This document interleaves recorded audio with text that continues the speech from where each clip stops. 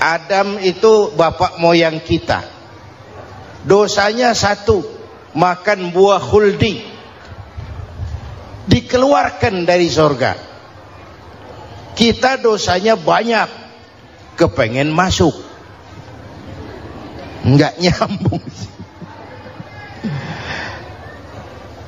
Hai Adam, dari tidak ada kamu saya adakan. Saya perintahkan tinggal di surga. Merasa sepi sendirian, saya ciptakan Siti Hawa supaya kamu tenang. Kamu boleh nikmati semuanya. Ini boleh, itu boleh, ini boleh, itu boleh. Makan, makanlah yang kau mau. Minum, minumlah yang kau suka. Pakai, pakailah yang kau senang. Satu yang saya minta, jangan dekati pohon khuldi. Itu kau tidak sanggup, keluar. Diusir dari surga. Sujud Nabi Adam, kata riwayat 40 tahun sujud, membaca Rabbana zalamna anfusana wa illam taghfir lana wa tarhamna lanakunanna minal. Itu namanya istighfarnya Nabi Adam. Istighfar itu kan mengucapkan astagfirullah, basmalah, membaca bismillah. Jangan kayak teman saya disuruh banyak-banyak baca istighfar, benar-benar dia baca istighfar, istighfar, istighfar. Bukan itu maksudnya. Nah, maka salah satu amalan yang sangat dianjurkan di bulan Muharram ini memperbanyak istighfar. Tidak ada orangnya yang tidak. Ayo jujur, ini yang kumpul di sini semua, ada nggak yang nggak punya dosa? Yang merasa nggak punya dosa, ayo ke depan. Ada? Tidak ada. Setiap kita, entah kecil entah besar, sengaja terlupa, pasti mempunyai yang namanya khilaf dan salah. Dan Allah Tuhan kita bukan Tuhan pendendam. Allah Tuhan kita Tuhan yang ramah dan rahmah. Manusia, dosamu banyak, tapi ampunanku lebih banyak. Salahmu besar, rahmatku jauh lebih besar. Kau sujud di hadapanku, aku bangga melihatnya. Kau menangis di hadapanku, aku senyum melihatmu. Kau berjalan menujuku, aku berlari menyambutmu. Karena itu amalan yang sangat dianjurkan di bulan Muharram ini memperbanyak istighfar. Itu kalau istighfarnya Nabi Adam. Ada istighfarnya Nabi Yunus. Ibu kenal Nabi Yunus? Di mana kenalannya? Sok tahu. Nabi Yunus itu ketika berdakwah kepada kaumnya yang bandel, memberikan peringatan, kalau kalian tidak mau beriman akan turun azab. Kapan Yunus? Akan.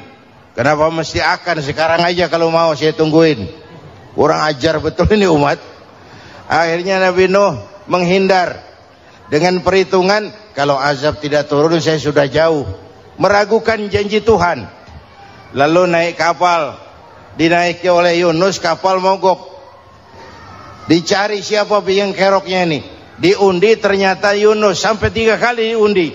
Dibuanglah Yunus ke dasar laut. Ditelan oleh ikan nun atas perintah Allah. Telan itu Yunus. Jangan pakai dikunyah, rusak urusan. Telan saja, simpan di perutmu. Dibawa oleh ikan nun ke dasar lautan. Itu yang oleh Quran dikatakan bertemulah 3 macam kegelapan. Zulumatun salas. Gelapnya tengah malam, gelapnya di dasar laut, gelapnya di dalam perut ikan. Itu namanya peteng. Mbahnya gelap. Di perut ikan itulah Nabi Nuh sadar akan kesalahannya, meragukan janji Allah, meragukan janji Allah. Ia sujud di dalam perut ikan itu, membaca la ilaha illa anta subhanaka inni kuntu. Itu istighfarnya Nabi Yunus. Dibacakan istighfar begitu, ikan sakit perut, Pak. Di dasar laut kemana mau cari apotik? Dia naik ke permukaan, memuntahkan isi perutnya. Nabi Yunus keluar dengan selamat. Itu pun terjadi pada hari ke-10 bulan Muharram. Istighfar intinya itu. Itu amalan utama bulan Muharram, memperbanyak istighfar. Allah selamatkan Nabi Nuh dari bahtera banjir yang luar biasa, 10 Muharram. Allah selamatkan Nabi Ibrahim dari pembakaran Raja Namruz, 10 Muharram. Setelah Nabi Ibrahim itu menghancurkan berhala-berhala, Abrahat pulang mau ibadah, lihat Tuhannya berantakan, marah besar. Siapa yang menghancurkan Tuhan-Tuhan kita ini? Ada yang lapor, kami lihat Ibrahim.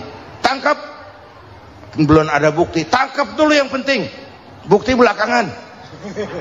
Tangkap. Wah, dikerahkanlah aparat, tangkap Nabi Ibrahim, disidang langsung oleh Abrahat, oleh Namruz maksud saya. Ibrahim, kau yang menghancurkan berhala-berhala kami ini, Tuhan-Tuhan kami. Siapa bilang? Ada yang lapor. Saya dengar enggak semua berhala itu hancur. Ada yang paling besar, angkat tangan, saya lihat ada kampak di tangannya. Barangkali yang besar itu iseng tuh, yang kecil-kecil dikampakin. Tanya aja sama dia. Kamu gila? Kenapa? Masa kami disuruh nanya berhala? Nggak bisa jawab. Nggak bisa jawab. Lah kenapa disembah? Lebih gila mana sih? Tahu nggak bisa jawab kenapa disembah? Kurang ajar kamu Ibrahim. Bakar, dibakar. Ketika Ibrahim dilempar ke kobaran api yang menggunung, Allah perintah api, ya naru kuni bardan wa salaman ala Ibrahim. Hai api, dinginlah sampean. Api Madura waktu itu, Pak. Hai api, dinginlah sampean, selamatkan Ibrahim.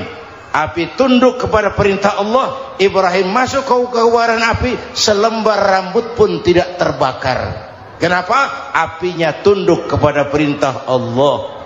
Kenapa? Karena Ibrahim orang yang takut kepada Allah. Api tunduk kepada perintah Allah. Kalau kita baca ayat itu, masuk ke api, mateng. Sudah hadirin yang saya muliakan, oleh karena itu selamatnya Ibrahim dari pembakaran Raja Namruz itu pun pada 10 Muharram, Yaumul Asyura, hari ke-10 dari bulan Muharram. Imedia. Bapak Ibu hadirin hadirat yang saya cintai, sebagian kecil tentang Nabi Adam, Nabi Ibrahim dan Nabi Yunus, tapi saya belum menceritakan tentang Nabi Nuh tadi. Mengulang kaji. Nabi Nuh salah seorang rasul yang masuk ulul azmi, 5 besar. Karena memang perjuangannya menggambarkan satu usaha yang ulet dan luar biasa. Beliau diberi umur 950 tahun. Lalu berdakwah selama 900 tahun. Sore, pagi, siang, malam, dapat pengikut tidak lebih 80 orang. Rata-rata 10 tahun satu. Kalau saya minta berhenti aja jadi nabi, Pak. Ustadz mana masih mau buka pesantren? 10 tahun buka pesantren, yang nyantri cuma 1. Pedagang mana yang masih mau dagang? 10 tahun dagang, yang beli 1. Pimpinan partai mana yang masih mau kampanye? 10 tahun buka partai, yang nyoblos 1. Bangkrut. Umatnya bandel, kurang ajar, durjana, bajingan, tengik. Umatnya Nabi Nuh ini kalau diceramahi, telinganya ditutup dengan tangannya. Nabi Nuh akhirnya rekes. Tuhan, siang malam saya berdakwah kepada umat ini. Tiap kali saya sampaikan dakwahmu, mereka tutup telinganya dengan tangannya. Alergi dengar ceramah. Apa itu ceramah? Non profit. Saudara-saudara, jadi mau kamu gimana, Nuh? Sudah Tuhan, habiskan saja orang kafir. Nanti kalau punya anak, anaknya pun kafir lagi. Lebih baik bapak moyangnya sikat habis. Biasanya kalau bapak kalong, anak kampret. Bapak nyolong, anak nyopet.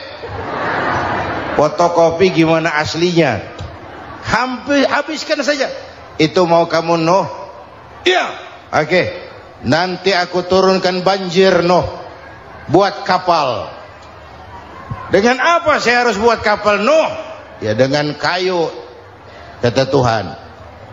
Kayunya dari mana Tuhan? Ya dari pohon Nuh. Pohonnya belum ada Tuhan. Ya tanam dulu Nuh. Bikin kapal kayunya nanam pohon. Apa artinya? Perjuangan perlu kesabaran. Sukses itu ada prosesnya. Nggak bisa simsalabim abracadabra lalu kita mau sukses. Semua ada prosesnya. Walaupun kenyataannya begitu. Sukses banyak bapaknya, gagal itu yatim. Kalau kita sukses banyak yang ngakuin. Yang baru ketemu pakai manggil encing. Ketemu baru. Tapi sukses banyak bapaknya. Gagal yatim, nggak ada yang mau ngakuin kalau kita gagal itu. Udah bikin kapal dengan kayu di tengah kampung, bikin kapal ini. Bayangkan di tengah kampung bikin kapal. Orang kafir makin menjadi-jadi. Lihat Nuh, kenapa? Makin sarap. Bikin kapal di tengah kampung mau belayar kemana? Tuh lihat, kalau orang nggak tahu tujuan, mountain setengah jalan. Proses yang dinilai bukan finalnya. Ya kayak gitu kesimpulannya. Saya enaknya sendiri. Bikin kapal. Kapal mendekati selesai. Ini orang kafir rame-rame datang ke kapal Nuh. Mau apa? Buang najis. Sakit perut berangkat ke kapal Nabi Nuh. Nongkrong. Dapat 2-3 tumpuk pulang. Penuh lantai kapal dengan najis manusia. Inilah perjuangan. Bukan jalan raya lurus bertabur bunga di kanan kirinya. Banyak ondak dan duri, fitnah, caci maki, antipat, segala macam. Nuh. Ada orang tua dasar kafir, kurang ajar, sudah stroke berangkat juga ke kapal Nuh. Mau buang najis, pincang-pincang digotong orang. Selesai buang najis dia bangun mau pulang, pegangan tiang kapal terpeleset jatuh di atas tumpukan najis. Terjadi keajaiban, yang stroke-nya sembuh, lumpuhnya hilang, berangkat digotong-gotong pulang, jalan gagah sekali. Tapi orang kampungnya heran, ente sudah sembuh? Sudah. Berobat di mana? Kok begitu paten? Di kapal Nuh. Masih banyak.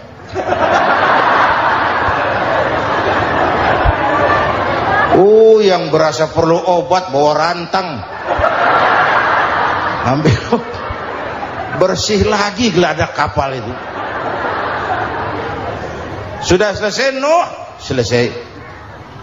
Oke, kau orang yang beriman bersamamu, binatang serba sepasang, naik Nabi Nuh, naik orang beriman, naik binatang serba sepasang. Ini cikal bakal penyelamatan manusia, Pak. Naiklah orang beriman, sudah naik semua, Nabi Nuh kontrol. Ini contoh buat kita, kontrol. Sudah naik semua teman-teman, sudah. Pemimpin yang baik bukan cuma terima laporan di belakang meja. Laporan itu yang mana juga bagus. Sama juga kampanye, kampanye yang mana juga merdu. Kalau saya, kalau aja yang dihitung. Pernah ada calon bupati kampanye janji, kalau saya berhasil kita akan banyak bangun jembatan di daerah kita. Orang tanya, Pak, nggak ada sungai di kampung kita, Pak. Dia bilang, sungainya kita bangun sekalian. Udah kadung janji, mana pula orang mau bangun sungai ini. Saudara-saudara, kontrol. Jangan cuma tunggu laporan di belakang meja, semua laporan bagus. Ya Bu? Bu?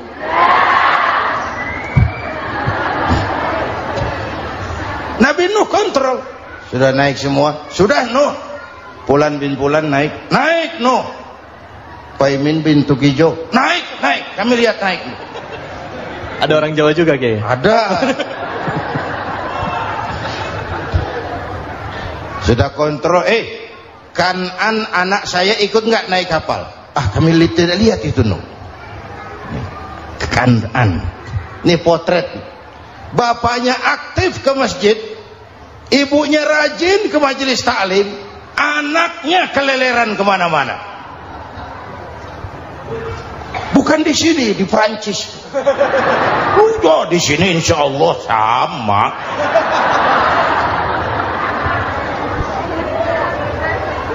Nuh karena sayang anak, Nuh karena cinta anak, Nuh karena tanggung jawab anak, cari naik ke atas kapal. Lihat Kanaan, anak saya, nggak lihat Nuh. Turun ke ruang bawah, periksa lagi. Mang, ayah Kanaan di dia. Jamaah Tasik ini rupanya di tangan. Tuh ayah mang. Ayah ke mana ya budak ini? Turun ke bawah, tanya lagi. Ono Kanaan toh? Ora nano raketok. Rombongan Jawa Tengah. Naik ke atas buritan. Dari buritan kelihatan ternyata Kanaan tidak ikut naik kapal, kumpul di darat bersama orang kafir. Ini potret kita sekarang. Kumpul sama orang kafir, hanyut anak-anak kita, ditelan budayanya orang kafir, ditelan tradisinya orang kafir, ditelan pergaulannya orang kafir. Nuh karena sayang anak dari atas manggil. Dalam Quran dijelaskan itu. Karena Nabi Nuh di atas, Kanaan di bawah, teriak.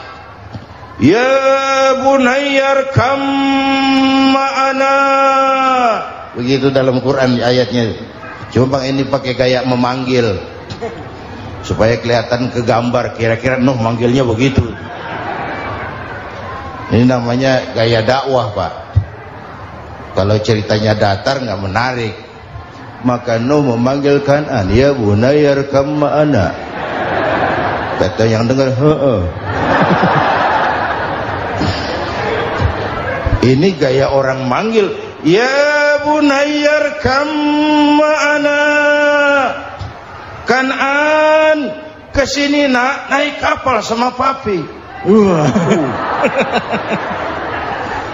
Kata Kanaan di bawah itu, enggak mau papi, John di sini saja. Kata Nuh, jangan nak, Allah sedang murka, akan turun banjir.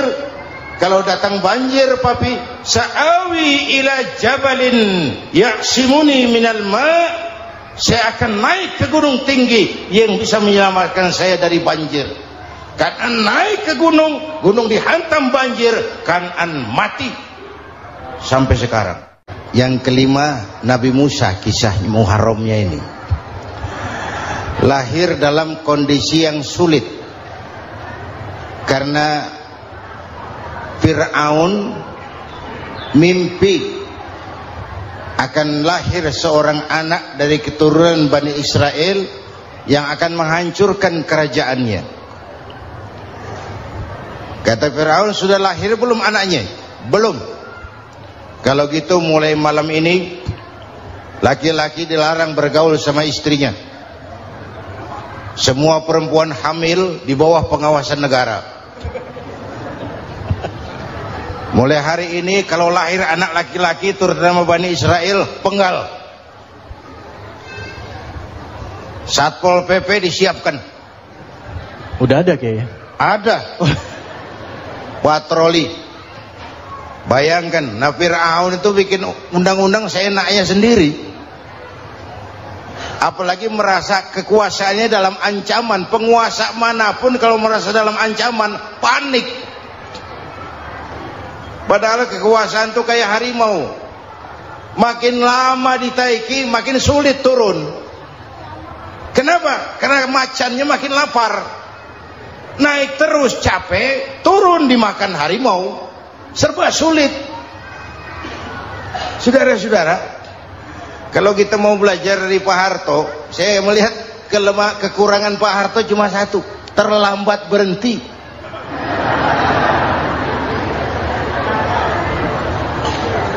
sambat berhenti. Di sekelilinginya banyak tukang-tukang jilat, tukang-tukang semir. Pak, kalau tidak ada bapak kami bagaimana, Pak? Saudara hadirin yang saya hormati, maka sering saya ingatkan, temanmu yang sejati adalah teman yang membuat kamu jadi benar, bukan teman yang selalu membenarkan kamu. Berapa banyak pejabat-pejabat hancur karena selalu dibenarkan oleh lingkungannya. Bapak benar, Pak. Bapak bijaksana, Pak. Itu tepat, Pak. Benar. Buang angin pun kata kelilingnya, oh bapak sehat. Temanmu yang sejati, teman yang bikin kamu jadi benar, bukan teman yang selalu membenarkan kamu. Bapak Ibu hadirin yang saya hormati, tapi kehendak Allah terjadi. Lahirlah Musa, bayinya dihanyutkan di sungai Nil. Bayi sudah menderita, dihanyutkan di sungai Nil, dan akhirnya besar di lingkungan istana Fir'aun. Diriwayat oleh Ratu Aisyah, perempuan Fir'aun, setelah mulai berjuang, terjadilah itu. Musa dan pengikutnya dikejar oleh Fir'aun sampai di tepi laut. Allah wahyukan, Musa, lempar tongkatmu ke laut. Dalam kondisi darurat, mukjizat tiada jalan. Kondisi darurat. Kalau tidak, mukjizat itu maunya Allah, bukan maunya Nabi. Nabi nggak kuasa, Allah yang mau. Tapi hidup Nabi bukan mukjizat, manusiawi. Tidak mentang-mentang ada mukjizat tongkat, tiap sulit main tongkat. Nggak usah berjuang kalau begitu. Itu darurat menyelamatkan umat. Tongkat dilempar ke laut, laut terbelah. Laut terbelah.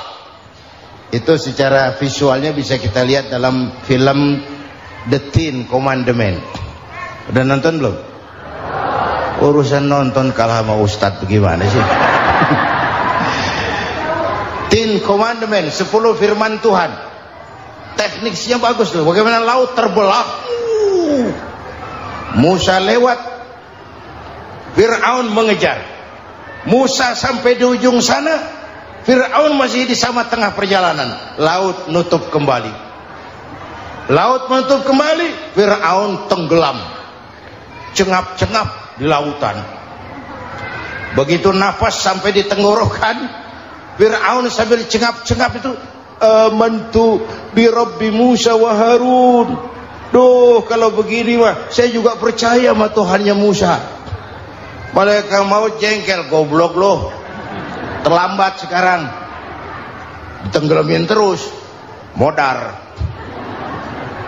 Musa selamat, Fir'aun mati, jenazahnya, jasadnya terdampar di pinggir laut. Beberapa waktu kemudian ditemukan orang, dimumi, dibalsem, diawetkan. Itu sesuai janji Quran, wa kadzalika nunajjika bi badanika litakuna liman khalfaka ayah. Kami selamatkan badan kamu agar jadi pelajaran bagi orang-orang sesudah kamu nanti. Janji Quran tepat. Janji itu 14 abad yang lalu. Jasad Fir'aun ditemukan, dimumi, diawetkan, dibalsem di bawah nama Farao Ramses II. Sekarang tersimpan di Museum Negara di Mesir. Kapan-kapan nanti ibu main ke Mesir, mampir. Naik ojek paling berapa itu?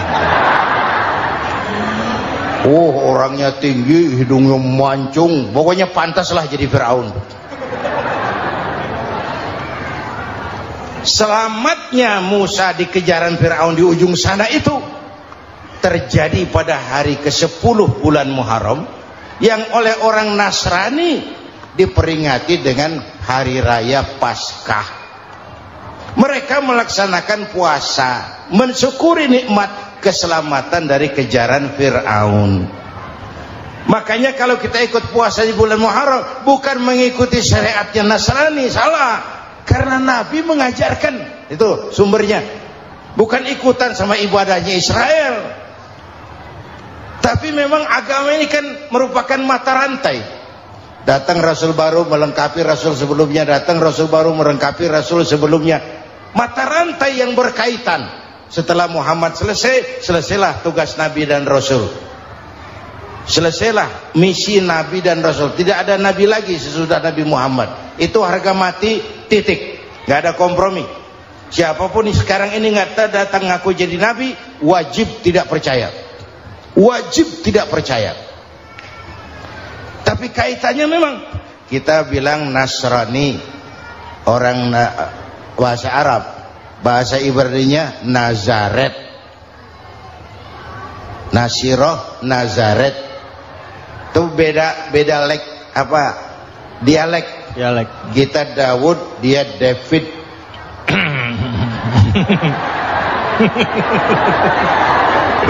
Ibrani. Kita Ali, dia Alek. Kita Sulaiman, dia Solomon. Kita Camat, dia Comot. Ini yang ngomong ini comot sembarang. Ini dia. Bapak dan Ibu jamaah yang saya cintai, pertanyaan pertama, hijrah qalbiyah. Ada hijrah badaniyah, hijrah fisik yang dilakukan Nabi dan sahabat dari Mekah ke Madinah. Itu hijrah badaniyah. Ada hijrah qalbiyah, hijrah hati. Dan ini yang kita perlukan sekarang. Karena refleksinya akan membias kepada alur kehidupan. Kalau hati kita mau berhijrah, fisik akan ngikuti.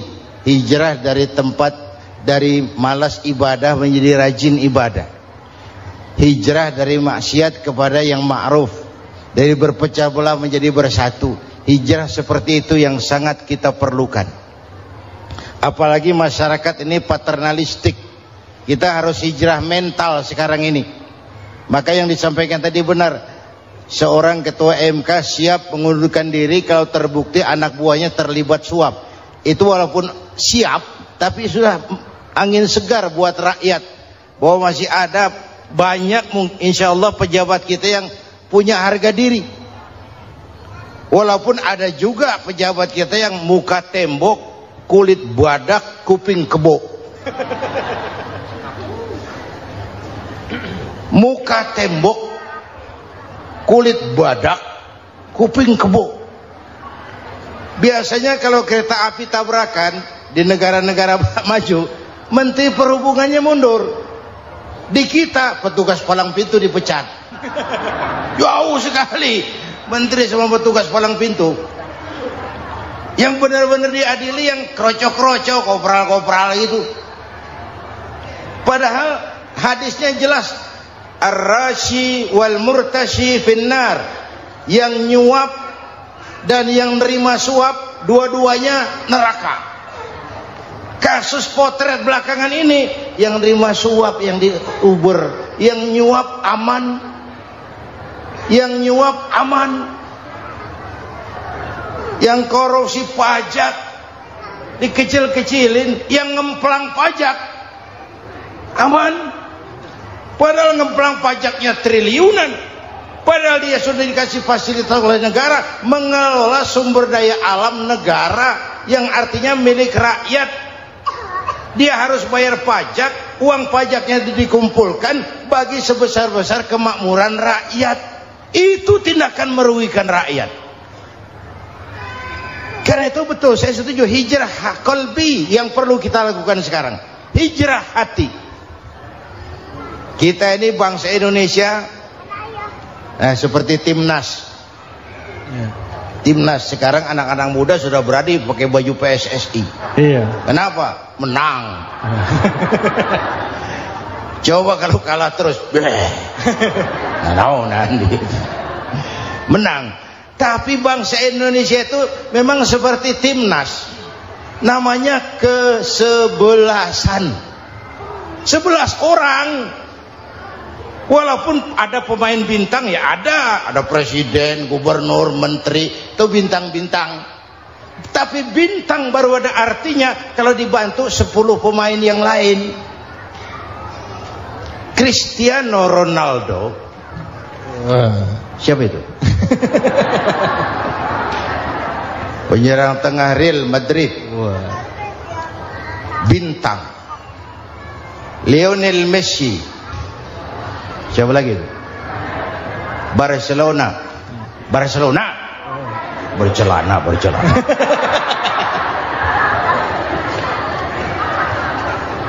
Michael Rooney, bintang Manchester United.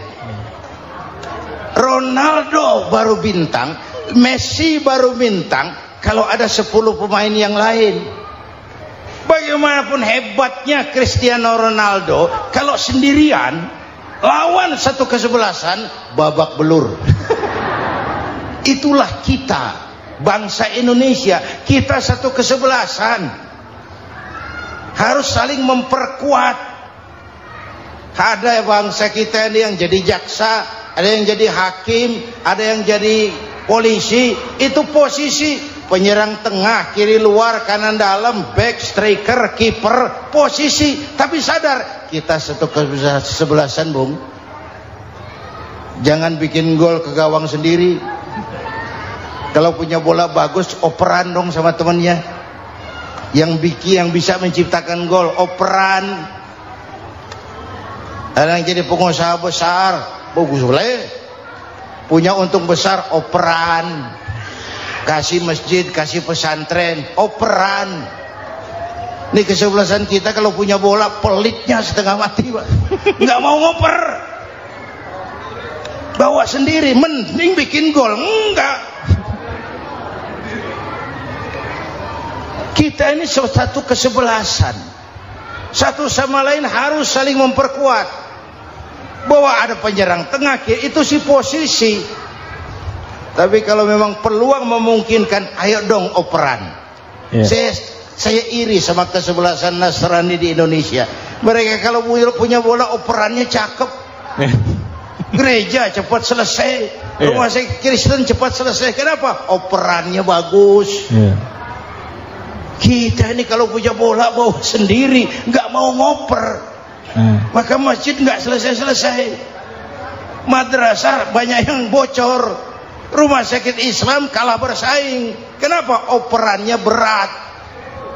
Ayo menyadari kita ini timnas, satu kesebelasan. Jangan menjegal kawan seiring, kawan sendiri dijegal. Sudah musuh terlalu kuat, gawang sendiri dijebol. Akhirnya terbalik kita ini. Ujian terberat telah diberikan Allah kepada para anbiya, kemudian para aulia, kemudian para ulama. Summal amsal fal amsal, ke bawah dan ke bawah, diuji setiap orang menurut kekuatannya berpegang kepada agama. Karena anak Melayu bilang, kalau takut dengan ombak, jangan berumah di tepi pantai. Kalau takut diterjang ombak, jangan berumah di tepi pantai. Kata ibu tadi, mau jadi pohon tinggi, harus berani ketiup angin. Makin tinggi pohonnya, makin keras anginnya. Takut angin, jangan jadi pohon tinggi, jadilah rumput. Nggak ditiup angin, tapi diinjak kebo. Apa yang nggak ada resikonya? Apa yang nggak ada resikonya? Semua nabi ada yang dihantam kekuasaan yang arogansi. Ibrahim berhadapan dengan Namrud. Musa berhadapan dengan Fir'aun. Ada yang diuji dengan berhadapan umat yang sangat kurang ajar. Ada yang diuji dengan gosip yang dahsyat. Nabi Yusuf digosipi sama Zulaikha itu. Nabi Yusuf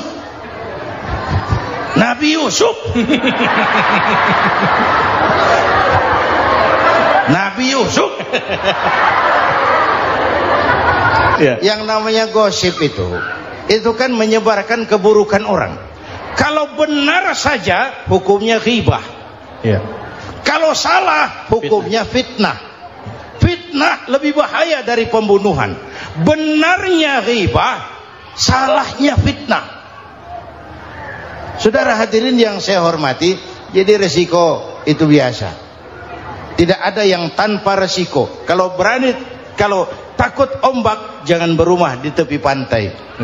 Tinggal bagaimana kita menyikapinya. Kalau kita dewasa, ini bagian ibadah saya kurang. Mungkin karena dia omongin orang, tambah pahala saya. Mungkin karena dia omongin orang, tambah pahala saya. Maka saya ngadepi gosip